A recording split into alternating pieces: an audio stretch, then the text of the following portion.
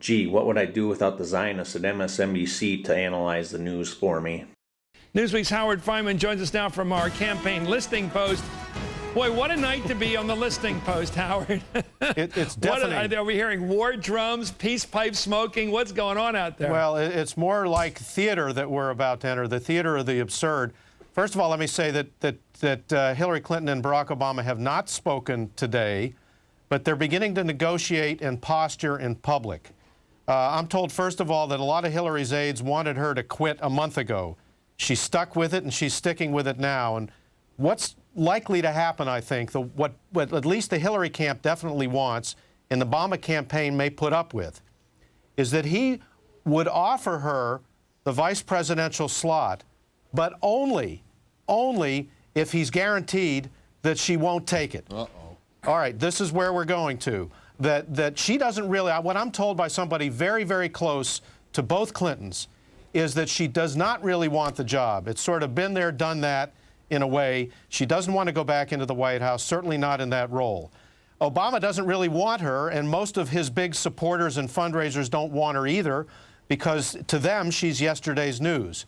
But the ceremony of this, the politics of it, the egos of it, if they can work it out, would be for Obama to, in some way or other, hint that he would offer it to her, but only on the proviso that he be guaranteed in advance that she wouldn't take it.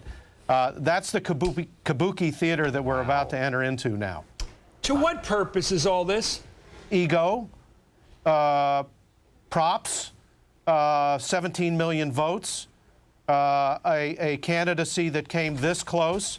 If Hillary Clinton had been blown out, if she'd collapsed in a heap a few months ago, this wouldn't be necessary. But she's stuck with it to the end. She's in the ball game in South Dakota, as Andrea Mitchell was saying. There's a lot of pride here. There's a lot of emotion here. And what the Clinton people are signaling is that they want her to be offered the job. What the Obama people are saying in return is only if she agrees in advance not to take it. That's what people who are beginning to serve as intermediaries for the two of them are talking about. That's what they've been talking about the last 24 hours up till a few minutes ago. In addition to the ego reference that you correctly cite, I think, Howard, the kabuki theater quality, as we see, is that Governor-elect Jindal arriving on stage in advance of Governor, excuse me, Jindal of Louisiana arriving in advance of John McCain's speech.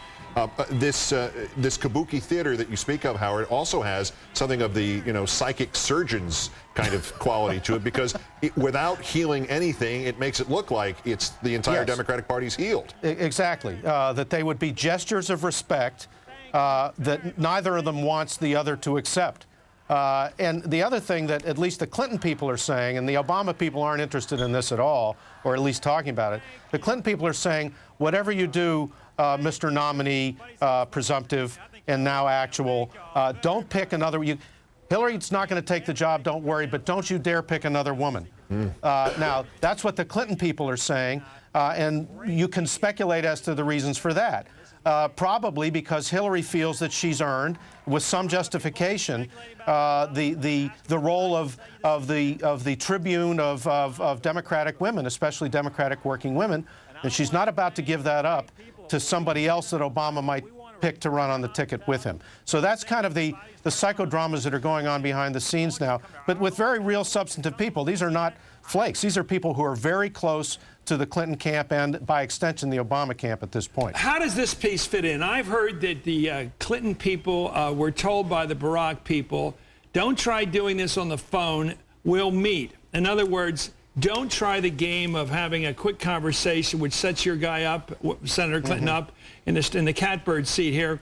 We want to have a sit-down meeting out of which will come some dignified communique. No, well, Hillary's already preempted that, Chris. Yes, she has, hasn't she? Yeah, because she had this conference call today, which supposedly was off the record. Everybody in politics knows that no conference call has ever been off the record, because anybody off the street can get on the conference call. And Hillary said in that conference call that, yes, she would be open to the possibility. That doesn't mean I'll take it. That doesn't really necessarily mean I want it.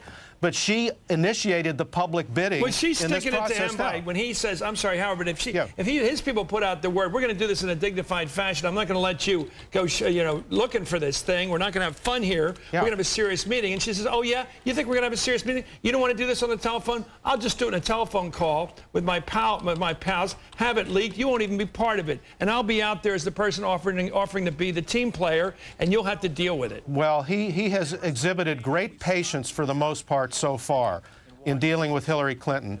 I think overall he's done a masterful job at it, but his task is just beginning. Now comes the short strokes, now comes the putts for birdie, and let's see if he can do it, because he's got to deal with the egos of both Clintons. And I'm also told by some of these same people that Bill Clinton, as angry as he is right now, as upset at the world as he is right now, is itching for the opportunity to redeem himself with hard, tough campaigning if Obama asks him. And I think in that case, Obama will ask him, and I think Bill Clinton will say yes, because he's got a lot of redeeming to do between now and November. When he said the other day out on the campaign trail, this is the last time you'll see me in this kind of role, that doesn't exclude his being a hard campaigner for the Democrats in the fall. When you put it all together,